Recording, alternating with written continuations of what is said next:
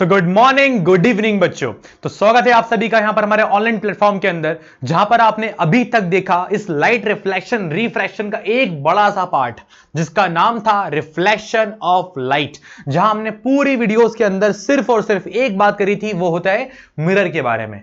अब हम शुरू करने वाले हैं बच्चों इस चैप्टर का एक और लंबा सा पार्ट जिसका नाम है लेंस। जी हां बच्चों, आपने सही सुना। जैसा कि मेरी पहली वीडियो में मैंने आपसे बात करी थी कि चैप्टर बहुत लंबा होने वाला है, तो हम देख रहे होंगे आप शायद अभी तक हमारी टोटल 5 वीडियोस हो चुकी है, जिसके अंदर हमने सिर्फ और सिर्फ अभी तक मिरर ही खत्म किया है। जी हां बच्चों, तो ये वीडियो भी हमारे पास ऑलमोस्ट 5 से 6 वीडियो जाएगी लेंसेज के लिए, बिकॉज लेंसेज के ऊपर तो और बड़ा पार्ट आने वाला है। आप ये मान लीजिए 60 पार्ट आपका लेंस का होता है, 40% पार्ट होता है आपका मिरर का।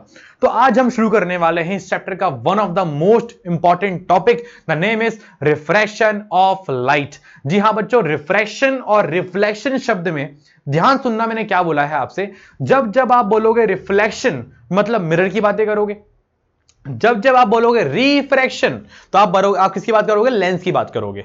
तो शब्द ये जब बोलोगे ध्यान से बोलना, और जब लिखोगे तो लिखना ध्यान से बहुत, क्योंकि यहां पर आर का फर्क है और वहां पर एल का फर्क आने वाला है। तो ये है रिफ्रैक्शन और रिफ्लेक्शन। रिफ्रैक्शन क्या होता है, कैसे होता है, लेंसेज कितने टाइप की होती है, हम सारी बातें करेंगे आज अगेन तुम्हारे सामने, चिंता मत करो। ठीक, चलिए आगे बढ़ते हैं। अब आगे बढ़ने से पहले छोटा सा रिकैप कर लो एक बार, कितना कुछ पढ़ लिया है हमने अभी तक। देखो ध्यान से बेटा, तो आपने जो पढ़ लिया है मुझसे अभी तक, वो क्या क्या पढ़ लिया है? आपने पढ़ लिया है यहां पर पहला कि भैया रिफ्लेक्शन ऑफ लाइट क्या होता है।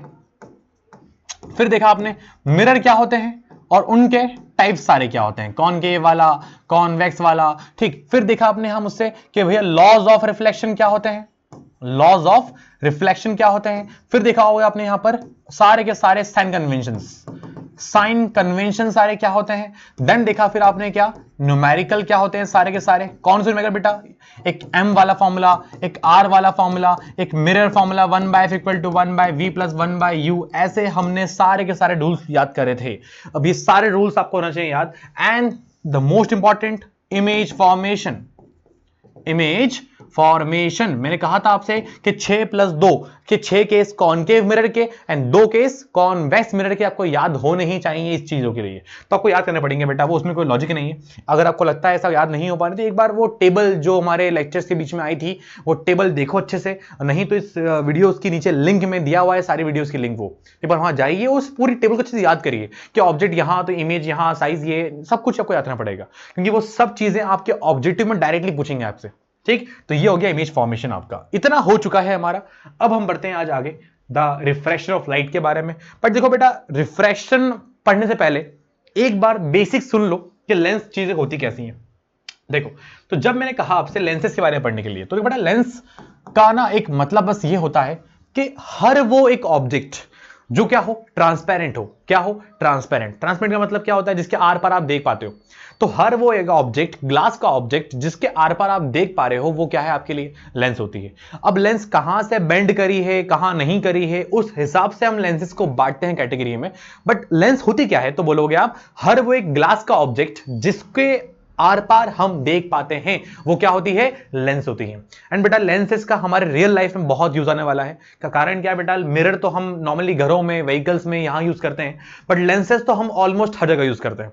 सबसे बढ़िया एग्जांपल तुम बताऊं अगर मैं, तो वो होता है माइक्रोस्कोप। कभी ध्यान दिखाओ अपने बायोलॉजी लैब्स के अंदर, फिजिक्स के लैब के अंदर, अगर आपको चीज आपको जूम करनी है तो जूम करने में काम आता है कौन? माइक्रोस्कोप। एंड जूम करने में लेंस जो हम यूज करते हैं सारी की सारी, वो लेंसेज बनती है ग्लास से, वो यही लेंस होती है बेटा। टेलीस्कोप अगेन ये बनने वाला है, हमारे नए ऑप्टिकल डिवाइसेस सारे इससे बनने वाले हैं। हमारे लेटेस्ट इंस्ट्रूमेंट जो बनाते हैं हम हमारे साइंस में एक्सपेरिमेंट्स को ईजी करने के लिए, उन सब के अंदर हम क्या लगाते हैं? लेंसेज लगाते हैं। तो ये सब कुछ हमारे रियल लाइफ में काम आने वाला है। दैट्स वाई लेंसेज पढ़ना बहुत जरूरी है आपके लिए। तो लेंस होती क्या है हमने पढ़ लिया। वो लेंस को बांटा है 2 कैटेगरी में, एक होता है बेटा कॉनकेव लेंस और एक होता है कॉन्वेक्स लेंस। अब अगर आप सोच रहे हो मन में कि भैया ये पूरा सेम होने वाला है क्या, इसमें स्फेरिकल तो नहीं होता, इसमें प्लेन तो नहीं होता? बेटा लेंसेज में स्फेरिकल प्लेन कुछ नहीं होता, ये होती है कॉन्वेक्स और ये होता है कॉनकेव। इतनी सी बात है बस। अब कॉनकेव कैसे बना, कॉन्वेक्स कैसे बना, अगर आपको वो जानना है सुन लो, बेसिक बेसिक बात कर रहे हैं सिर्फ हम।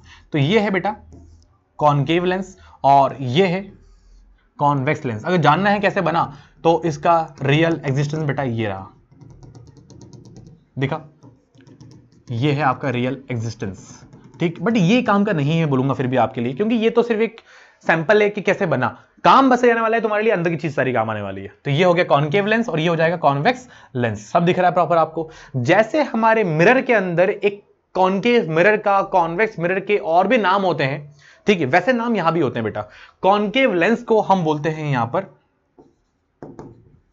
Diverging lens, and convex lens को हम बोलेंगे यहां पर कन्वर्जिंग लेंस। ऑब्वियस ही बात है भाई, ये नाम क्यों बने हैं? ये नाम बने हैं on the basis of property, क्योंकि इसकी जो एबिलिटी होती है कि इसके पास जो भी लाइट्स आएंगी उनको क्या करता है? डायवर्ज करता है, फैला देगा ये। बट इनके पास जो लाइट्स आएगी उनको क्या करेगा? आपस में ये कन्वर्ज कर देगा। That's why it is called converging lens. तो आप देख पा रहे होंगे शायद, मैं लाइट कहीं से पास भी कर सकता हूं, मैं लाइट यहां से पास कर दूं, मैं लाइट यहां से पास कर दूं, इसमें बाउंडेशन नहीं है। बट मिरर में बाउंडेशन था कि जिस साइड से होता है रिफ्लेक्टेड सरफेस, आप लाइट वहीं से पास करोगे, जहां होता है पेंट वहां से लाइट पास नहीं करोगे। तो बस यही वाली लॉजिक है सारे, ठीक। तो कॉन्वेक्स हो गया, कॉनकेव हो गया। अगेन हमको पढ़ने केसेस यहां पर, जो आपने 6 केस पढ़े थे कॉनकेव के, 2 पढ़े थे आपके कॉन्वेक्स के, वैसे ही 8 केस आपको यहां भी पढ़ने हैं दोनों लेंसेज के अंदर। तो बेटा इसलिए ये टॉपिक बड़ा होने वाला है आपके लिए। डोंट वरी, वो आज हम नहीं पढ़ेंगे, आज हम कुछ और बात करने वाले हैं। अब वो कुछ और बात क्या है? इतना हो गया आपके लिए शायद, तो हम कुछ और बात पे आते हैं। पहले ये टॉपिक रिफ्लेक्शन ऑफ लाइट होता क्या है आपके सामने। देखो बेटा, रिफ्लेक्शन जब हम पढ़ते हैं तो हम ये पढ़ते हैं the bouncing back of light. ये शब्द ध्यान सुनना, क्या बोला आपसे मैंने। अगर तुम्हारे सामने मिरर है, लाइट आई, टकराई, वापस चले गई, तो ये क्या होता है? Reflection. The bouncing back of the light into the same medium is called reflection of light. But what is refraction? तो बोलोगे आप, जब लाइट आती है, टकराती है, तो टकराने के बाद वो अपना मीडियम चेंज कर जाएगी, जिस तरफ से वो आ रही है उस तरफ दोबारा नहीं जाएगी, तो उसी को हम बोलते हैं क्या? रिफ्रैक्शन। क्योंकि अगर वो दोबारा चली गई तो वो रिफ्रैक्शन नहीं होगा, वो क्या हो जाएगा? रिफ्लेक्शन हो जाएगा। समझे क्या बोल रहा हूं मैं आपसे? तो लाइट जब आती है एक मीडियम से एंड आफ्टर रिफ्रैक्शन वो दूसरे मीडियम में चले जाती है, उसको हम बोलते हैं क्या? Refraction of light. देखो सामने वही लिखा है तुम्हारे सामने, the phenomena of change in the path of a beam of light as it passes from one medium to the another medium is called refraction of light. Example देखिए, suppose ये lens है, सपोज ये lens है हमारे पास। इस lens के अंदर ये क्या है मेरे पास? Normal, this is normal. अब इस नॉर्मल के अंदर एक लाइट मैंने यहां से पास करी, ये हो गया आपका इंसिडेंट रे, ठीक। एंड यहां जो बनता है वो क्या होता है बेटा? Angle of incidence. ये सारी बातें पता होनी चाहिए आपको, क्योंकि आप रिफ्लेक्शन पढ़ के आ रहे हो बेटा अभी, ठीक। अब पता है बड़ा क्वेश्चन ये बनता है तुम्हारे सामने कि भैया आपने कहा था लाइट्स मीडियम चेंज करेगी। भाई ये रहा वन मीडियम, ये रहा दूसरा मीडियम।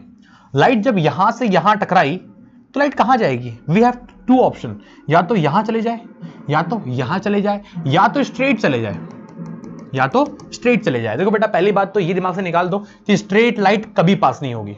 क्यों बेटा? अगर लाइट स्ट्रेट चली गई, इस बात का मतलब होता है कि लाइट के रास्ते में कोई पार्टिकल आया ही नहीं, एंड लाइट के रास्ते में ये पूरा लेंस आया है बीच में, और इस लेंस की वजह से लाइट जब अपना रास्ता चेंज करती है तभी तो होता है क्या? रिफ्रैक्शन।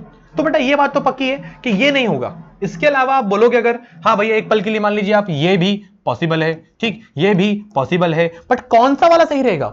ये वाला या फिर ये वाला? तो इस बात का पता लगाने के लिए हमने बनाए रूल्स। बेटा रूल्स ये होते हैं कि जब भी लाइट रेयर से डेंसर मीडियम में मूव करती है तो इट्स बेंड टुवर्ड्स नॉर्मल। कहां बेंड करती है?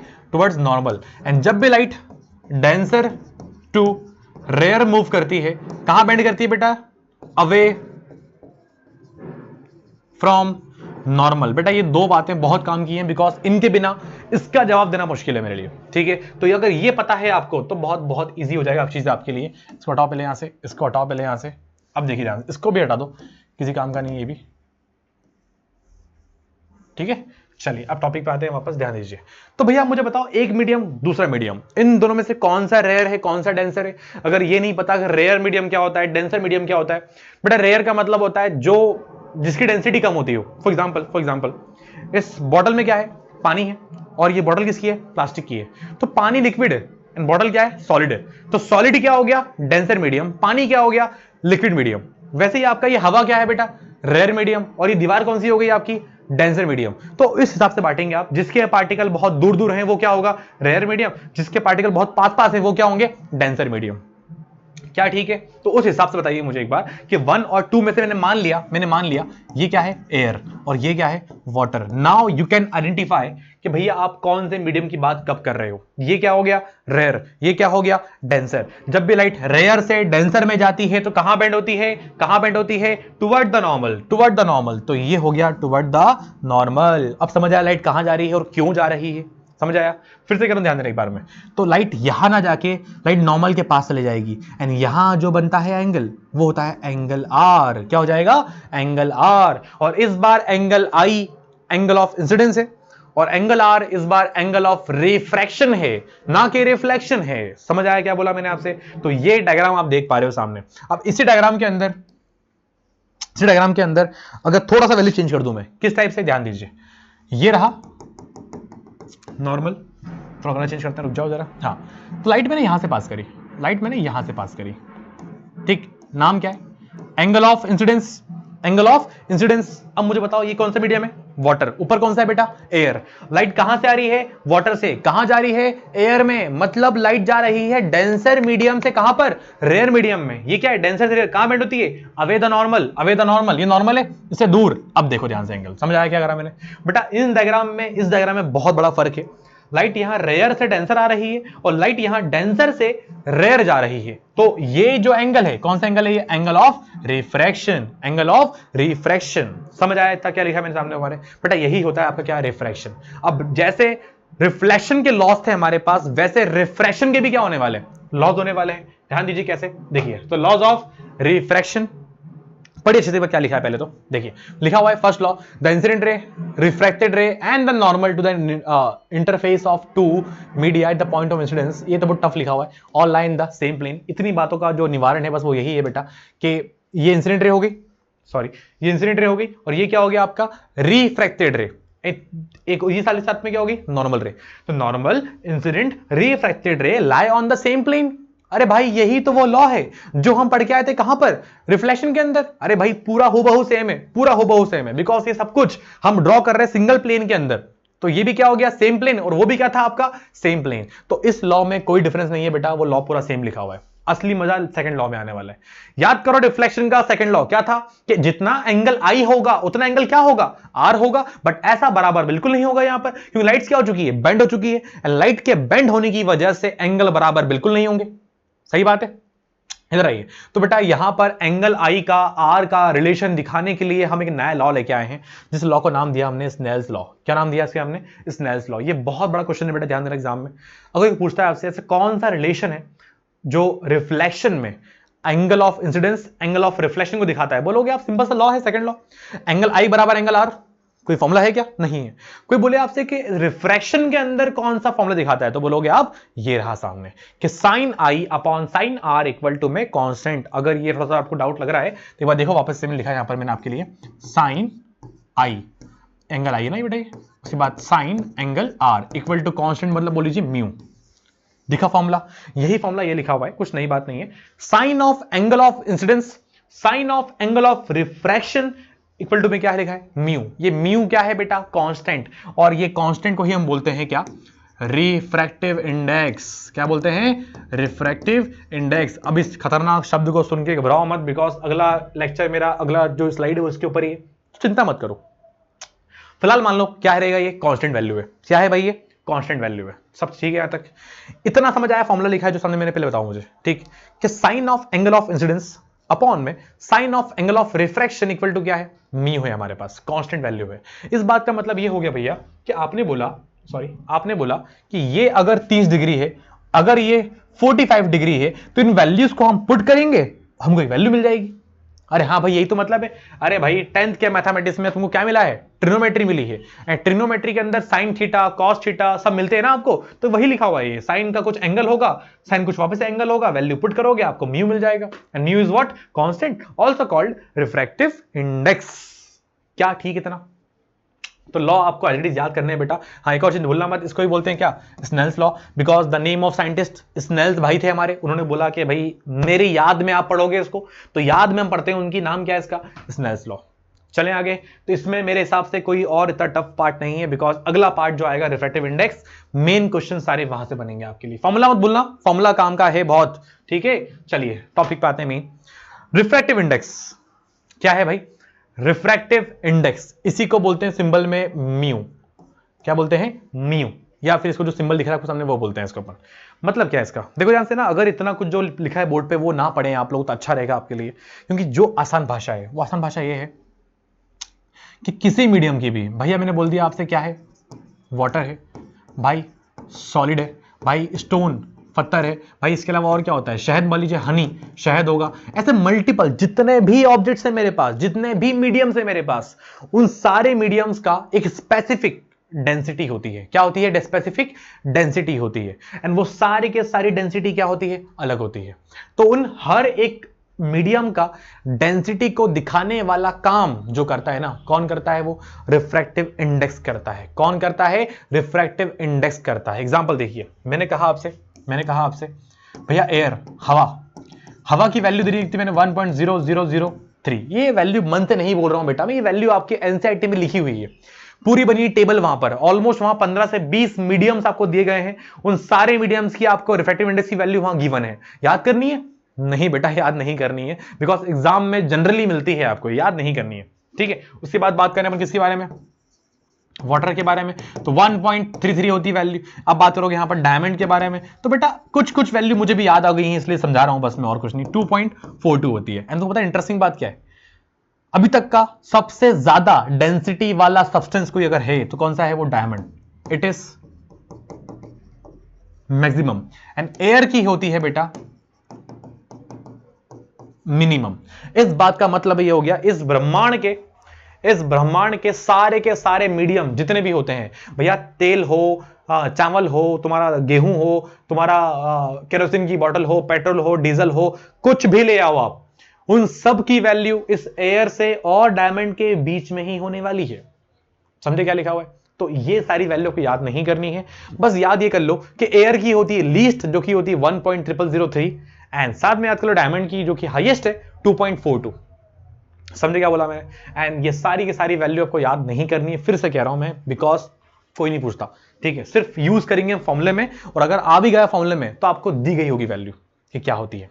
चलिए बेटा इतना अगर हो गया आपका तो अभी चीजें बची हैं, खुश मत हो, इतना चीजें बची हैं अभी, समझे इस बात को। अब पढ़ते हैं डेफिनेशन क्या लिखी हुई है। देखो, the ratio of speed of light in the vacuum to the speed of light in a particular medium is known as the refractive index। अब ये तो कुछ अलग बात कर रहा है, तो डरने की बात नहीं है, बिकॉज ये कुछ और बात कर रहा है आपसे। चलिए देखिए,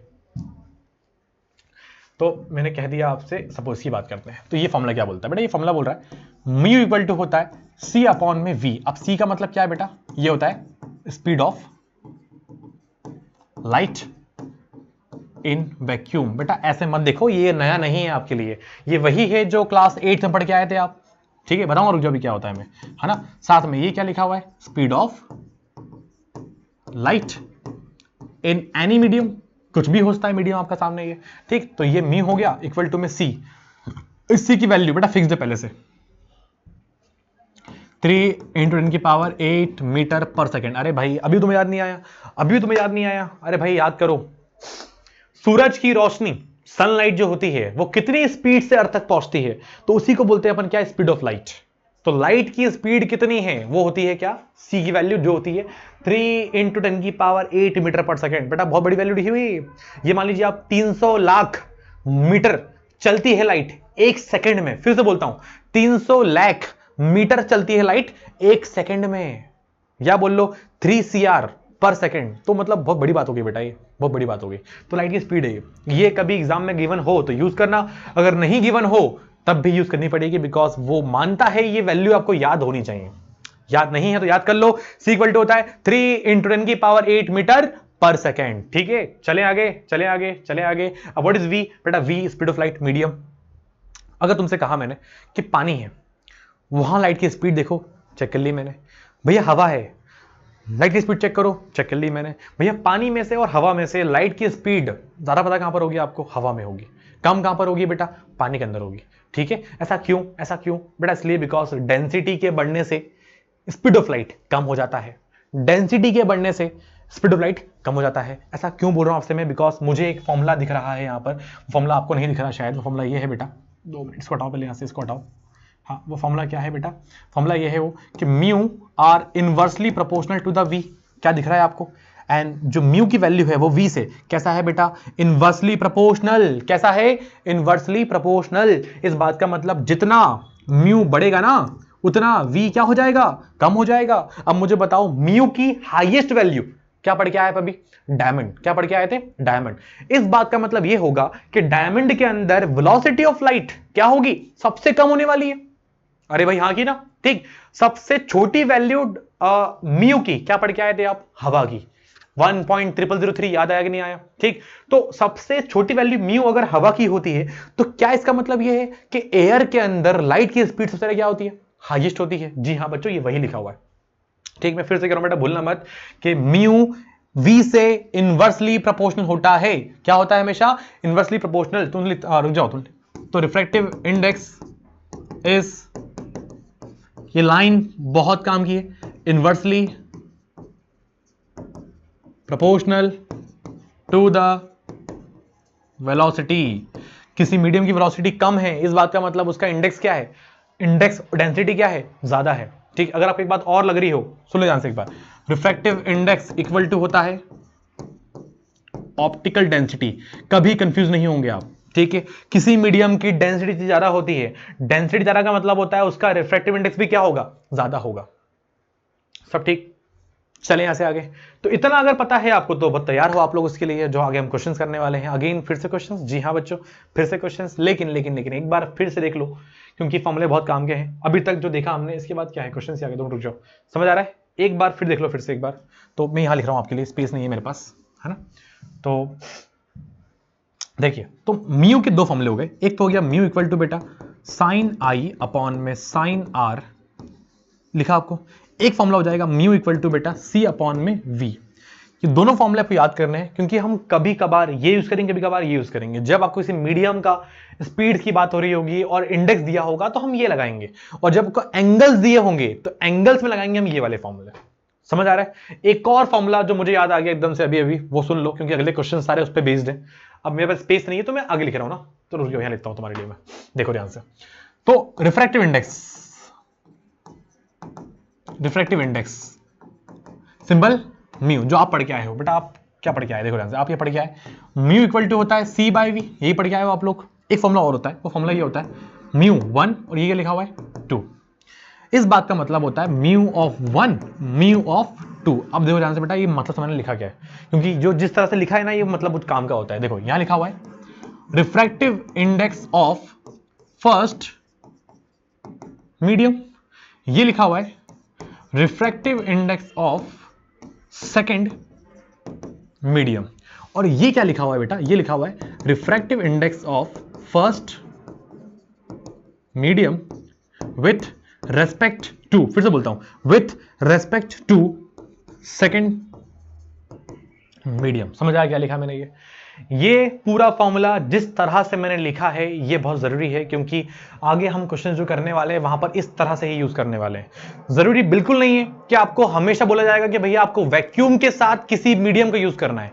आपको कभी मान लो ये बोल देगा वो कि भैया वाटर से लाइट जा रही है ग्लास में, तो एक वाटर हो गया, एक मीडियम, एक क्या हो जाएगा, ग्लास हो जाएगा। मतलब एक जगह आएगा वाटर, एक जगह आएगा ग्लास। ध्यान देना कि ऊपर ऊपर जो आगे लिखा हुआ है वो क्या आएगा हमेशा ऊपर, जो लिखा है पीछे वो कहां आएगा हमेशा नीचे।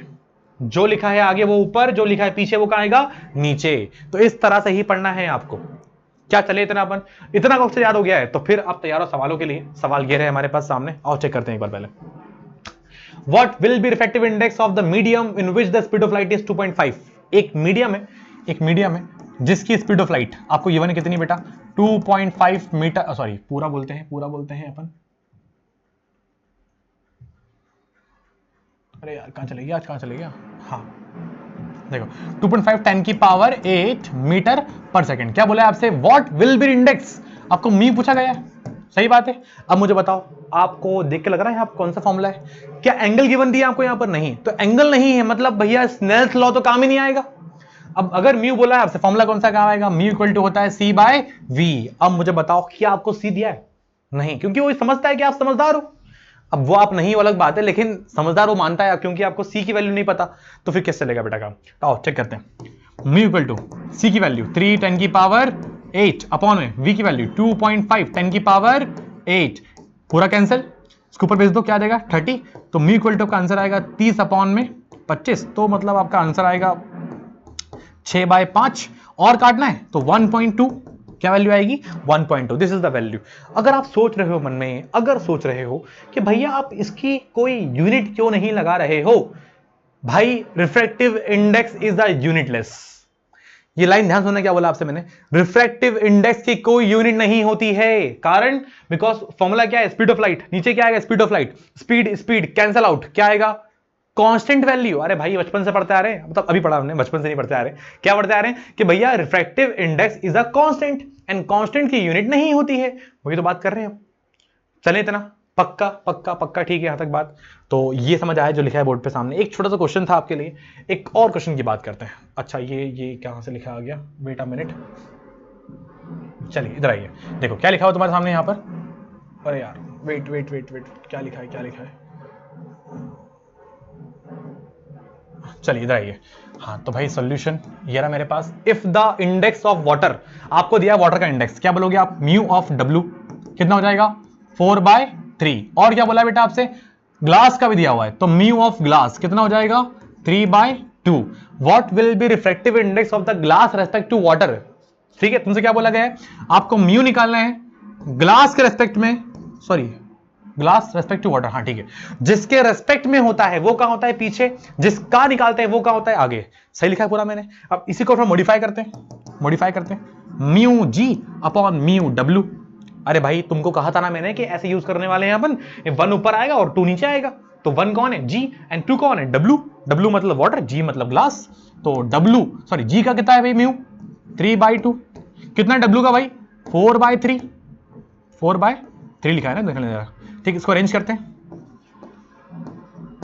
क्या आंसर आएगा आपका 3/2, इसको ऊपर ले जाओ 3/4, आपका जो म्यू की वैल्यू आएगी बेटा वो आएगी 9/8, क्या आएगी 9/8, चाहो तो काट लो इसको, आंसर आएगा 1 पॉइंट समथिंग समथिंग, जो भी तुम्हारा आंसर आएगा। मुझे बताओ कितना भी सॉल्व कर लो आप, कितना भी सॉल्व कर लो आप किसी वैल्यूज को भी, उसकी वैल्यू कभी भी 2.42 से ऊपर नहीं जाएगी, बिकॉज डायमंड की वैल्यू होती है क्या हाईएस्ट। क्या ठीक है, अगर आपके कैलकुलेशन में बाय चांस कभी आपका आंसर आ गया 3.9 4.8 तो मतलब गलत कर रहे हो बेटा, ठीक, 1.0003 से ऊपर आएगी हमेशा और 2.42 के बीच नीचे आएगी हमेशा। क्या हमारी वैल्यू वही आ रही है, this is the final answer. समझ आया क्या लिखा हुआ है।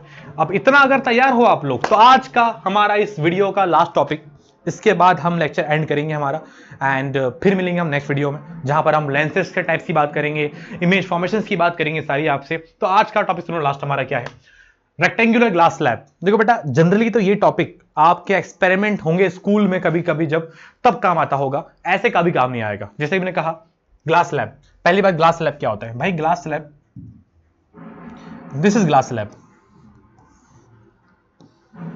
दिस इज ग्लास स्लैब, सबको दिख रहा है, ठीक, ये पूरा कांच का होता है, इतना मोटा होता है और इसके आर पार आप देख पाते हो आराम से, दैट्स कॉल्ड ग्लास स्लैब। ठीक है, तुम एग्जांपल दो इस बात का, अगर मैं एक पानी के कांच वाले ग्लास के अंदर जो डालते हो पानी को आप, उसमें डालना पेंसिल को आप, तो आपकी पेंसिल कभी भी स्ट्रेट या फिर एग्जैक्ट पोजीशन जो होती है वहां शो नहीं करेगी, वो दिखती थोड़ी हिलती हुई, वो दिखती थोड़ी सी क्या मोटी दी हो या पतली कुछ हो जाएगी हमेशा। क्यों होता है बेटा ऐसा, बिकॉज ऑफ लेटरल डिस्पर्जन। किससे होता है, लेटरल डिस्पर्जन से। अब वो टॉपिक क्या होता है छोड़ो उस बात को, कुछ कुछ लिंक करेगा यहां, इसलिए आपसे बात करी मैंने, ध्यान दीजिए। तो ये एक पूरा ग्लास स्लैब है, इस ग्लास स्लैब है, तो ऑब्वियसली बात है भैया, इस पूरे ग्लास स्लैब का इंडेक्स क्या मान लिया मैंने, यहां पर ग्लास स्लैब का नाम दे दो कुछ यार, पूरा बोलता रुक जाओ मैं, इसको बोला मैंने क्या, ग्लास है ना भाई, डेंसर मीडियम, ऊपर क्या होगी हवा, मतलब रेयर मीडियम, और यहां भी क्या होगा आपका रेयर मीडियम। सब ठीक है, आगे चलते हैं। तो मैंने एक लाइट यहां पास करी कुछ इस टाइप से, लाइट का कलर थोड़ा चेंज कर दूं क्या, ये लो लाइट पास कर दी मैंने, जहां लाइट गिरती है वहां क्या बनता है हमेशा नॉर्मल। ठीक है, अरे समझ आ रहा है नहीं आ रहा है, कुछ नहीं कर रहा हूं बेटा, ध्यान दो, मैं एक ग्लास स्लैब लिया मैंने, उस ग्लास स्लैब पे लाइट पास करूंगा मैं एंड देखूंगा कि लाइट्स कैसा बिहेव करी, लाइट्स कहां कहां जाने वाली है, और क्योंकि उसी से क्वेश्चन बनने वाले हैं सारे, ध्यान दीजिए। तो लाइट्स पास करी मैंने, यहां बनता है कौन सा एंगल, एंगल ऑफ इंसिडेंस। ये क्या है? डेंसर। और ये क्या है? रेयर। जब भी लाइट जाती है रेयर से डेंसर में, लाइट कहां बेंड करती है? Toward the normal. अब अगर अभी भी याद नहीं हुआ ये चीज तो बेटा बहुत दिक्कत आने वाली है, ठीक है। कहां जाती है? रेयर से डेंसर। कहां बेंड करेगी? Toward the normal. तो आप जाओगे भैया इसके बाजू में, समझ आया? एक एंगल बनता है यहां पर, the name is angle r. क्या नाम है इसका? एंगल आर नाम है इसका। सब ठीक है यहां तक? अब यही लाइट जो अंदर आ चुकी है इसके, क्या बाहर नहीं जाएगी? भाई जाएगी बाहर आपके। तो बाहर जाने के लिए क्या करने वाले हैं अपन? यहां पहले ड्रॉ करो, क्या नॉर्मल ड्रॉ करी मैंने यहां पर पहले, ठीक। इस नॉर्मल के बाद कलर फिर चेंज करते हैं इसका अपन, ठीक है। इधर आइए। अच्छा, अब ये जो एंगल आर है, क्या वही एंगल यहां भी आएगा आर? अरे भाई मैं इसकी प्रॉपर्टी होती है, अगर 2 लिखे हुआ यहां इस तरह से कुछ, तो ये एंगल बराबर ये एंगल होता है ना? अरे होता ही नहीं होता, तो वही तो बात कर रहा हूं आपसे बस में, और क्या। तो ये आपका हो जाएगा यहां पर, ठीक है। तो ये आर है तो ये भी तुम्हारा क्या हो जाएगा? आर हो जाएगा। अब मुझे बताओ अंदर लाइट कौन सी है? डेंसर मीडियम में। बाहर क्या है बेटा? Rare medium. तो लाइट कहां जा रही है? डेंसर मीडियम से रेयर में जा रही है लाइट यहां तुम्हारे पास। तो कहां बेंड होगी? Away the normal. तो लाइट जाएगी यहां पर दूर। कहां जाएगी? दूर। अब ये जो एंगल है नाम हो जाएगा इसका एंगल ऑफ इमरजेंस। क्या नाम है? लिखता हूं आपके लिए मैं एक बार, एंगल इमरजेंस। क्या नाम है? Angle of emergence. अब पता है एनसीईआरटी के अंदर आपके इसको दिखा है, प्रॉपर लिखा हुआ सिस्टमैटिक। कैसे लिखा हुआ है बता रहा हूं, 2 मिनट रुक जाओ बस अभी, है ना। चलो एक चीज समझ आया, ये इंसिडेंट रे, नाम एंगल ऑफ इंसिडेंस, नॉर्मल। ये तो ये एंगल नाम क्या है बेटा? Reflected angle. और इसका नाम क्या है? Reflected ray. एंड ये भी आ तुम्हारा हो जाएगा यहां पर। अब ये फिर से क्या होगी? नॉर्मल। अब अगेन डेंसर से कहां जा रही है? रेयर में। कहां बेंड होगी? Away the normal. तो ये हमारा क्या? एंगल ऑफ इमरजेंस हो जाएगा यहां पर। क्या हो जाएगा? Angle of emergence. तो अब ये इमरजेंस हो गया, तो लाइट मैंने आगे पास करी इसको कुछ इस टाइप से। अब ये क्या चीज है भाई? ये क्या चीज है? देखो बेटा ये कुछ नहीं है, ये एक प्रमाण है इस चीज का, मतलब एक वेरिफिकेशन है अपने आप पे इस चीज का, कि लाइट, अगर ये लाइट जो जहां जा रही थी और ये जहां चली गई, अगर दोनों आपस में हो रही है पैरेलल, क्या हो रही है आपस में? पैरेलल। मतलब आपका एक्सपेरिमेंट एकदम सही है, आपका एक्सपेरिमेंट एकदम सही है। ऐसा होना चाहिए, अगर ऐसा नहीं होता है तो एक्सपेरिमेंट वो नहीं हो पाता। अब आधे बच्चे सोच रहे हो भैया ये समझ नहीं आ रहा है, क्या बोल रहे हो आप, ये चीज हमको दिख नहीं पा रही है। तो बेटा रियलिटी में ना ये चीज आपको समझ तब आएगी जब आप लैब में जाकर परफॉर्म करोगे। एक पटिया मिलेगा, पटिया पे एक कार्डबोर्ड मिलेगा, उस पर एक पेपर रहेगा ब्लैक वाला, वहां रखेगा ग्लास स्लैब, वहां रखेगी पिन, चुबाएंगे, देखेंगे उसको वहां से ऐसा हो रहा है, तो वो एक रियल एक्सपेरिमेंट्स है। तो यहां समझना थोड़ा सा मुश्किल रहेगा आपके लिए। यहां जरूरी पता है क्या है? नाम पढ़ना है सब चीजों के। ये यहां से यहां तक नाम दे रहा हूं, ए से लेकर मैंने बोल दिया इसको ओ तक, ये बोल दिया मैंने ओ डैश, और ये बोल दिया मैंने क्या? बी। ठीक है, ध्यान दो, ए से ओ तक बेटा क्या है? ये इंसिडेंट रे है। क्या है ये? Incident ray. अच्छा, ओ से लेकर ओ डैश तक क्या है बेटा? ये रिफ्रैक्टेड रे। क्या नाम है? रिफ्रैक्टेड रे। भाई ओ डैश से लेकर बी तक नाम क्या होगा इसका? एमरजेंट रे। क्या नाम है? एमरजेंट रे। भाई एंगल आई, एंगल आर और एंगल ई, नाम पता है ना अच्छे से क्या है? Angle of incidence. इसका नाम क्या है? Angle of refraction. इसका नाम क्या है? Angle of emergence. ठीक है, तो ये सारे नामकरण है इसके। अच्छा और एक चीज ध्यान से, एक चीज, पी क्यू आर एस। भाई P Q R S is what? Rectangular glass slab, जो हमको मेनली पढ़ना था। तो आज हमने क्या देखा बेटा? आज देखा हमने यहां पर इतना कुछ कि सबसे पहली बात तो हमारे पास रिकैप करा अपन ने, देन देखा रिफ्लेक्शन क्या होता है हमारे पास? रेड आंसर में toward the normal, dense rare में कहां पर? Away the normal. ये डायग्राम देखा हमने किस लाइट पास होती है। फिर देखा हमने लॉज ऑफ रिफ्लेक्शन, फर्स्ट क्या होता है? लाई इन द सेम प्लेन, पूरा कॉपी है रिफ्लेक्शन का। एंड सेकंड जो देखा हमने स्नेल्स लॉ, जो कि होता है आई अपॉन में आर का इक्वल टू वैल्यू जो भी आएगा, क्या आएगा? हमेशा वो कांस्टेंट आने वाला है। फिर देखा हमने यहां पर इंडेक्स, सबसे मेन टॉपिक बेटा ये था आज का हमारा, जहां देखा किसी भी मीडियम का डेंसिटी अगर दिखाता है सब्सटेंस, जो वो सब्सटेंस कौन होता है? रिफ्रैक्टिव इंडेक्स होता है हमारे पास। फॉर्मूला क्या होता है? फॉर्मूला होता है mu equal to c by v, speed of light vacuum में फिक्स्ड वैल्यू है वो लिखी हुई सामने, एंड वी होगा चेंज बाय बाय। ठीक है, तो ये आपका हो जाएगा इनवर्सली रिलेशन, भूलना मत कभी भी आपका। इसके बाद देखा हमने लास्ट क्वेश्चन देखा, फिर क्वेश्चन देखा हमने, एंड फिर देखा हमने रेक्टेंगुलर इंडेक्स, एंड इसके बाद क्या है हमारा? बस, थैंक यू सो मच। तो आज का लेक्चर हम यहां एंड करते हैं। हम मिलेंगे इसके बाद image formation for the lenses, जो कि बहुत बढ़िया होने वाला है। तब तक के लिए good bye, all the best, thank you so much.